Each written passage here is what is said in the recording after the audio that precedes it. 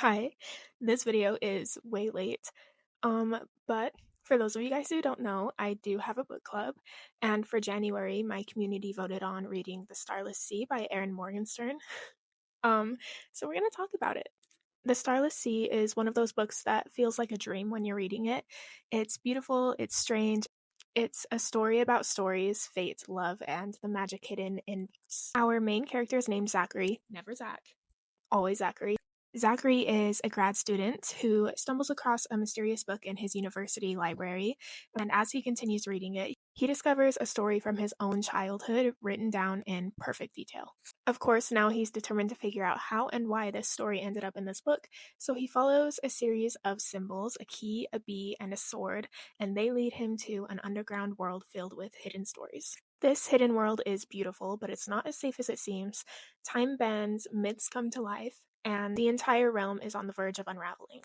I actually started reading The Starless Sea back in December before my community picked it as our January read. And for the most part, I really liked it. In other reviews, it's been described as a love letter to storytelling, and I think that's the perfect way to describe this book. I have always loved books about books, and the prose in this one is absolutely stunning. The first half is very whimsical and mysterious. The whole book is actually very whimsical and mysterious, but the first half especially had me hooked. But then we hit the second half, and I struggled a little bit with that. I thought like the dreamlike world that we got thrown into in the last like 100 pages was pretty confusing.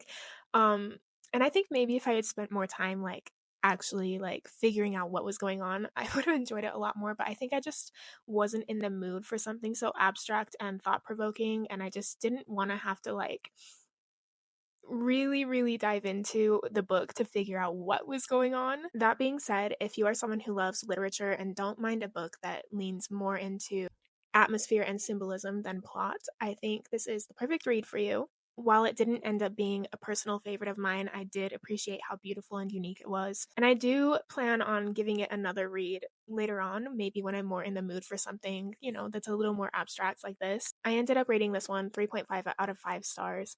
3 stars is actually a pretty good rating for me. So, like I said, this one wasn't a personal favorite of mine, but it was still good. And I think once I'm more in the mood to read something like this, I'll rate it higher. Um, but yes, if you are looking to join a book club, hi, you can join mine. We do it through Discord. Anyone and everyone is welcome in the Discord server, even if you don't want to join book club. If you just want to come chat and hang out, that's perfectly fine. We would love to have you. We talk about writing, we talk about books, we talk about all things fantasy. I post writing prompts. I need to be better about posting more in there, but that's something I'm working on. And if you don't have Discord and you still want to join book club, I also just started doing it through the Fable app. So if you have Fable, that's a great app to track your reading progress throughout the year. And also, you can join my book club. Okay, I think that's all. Bye.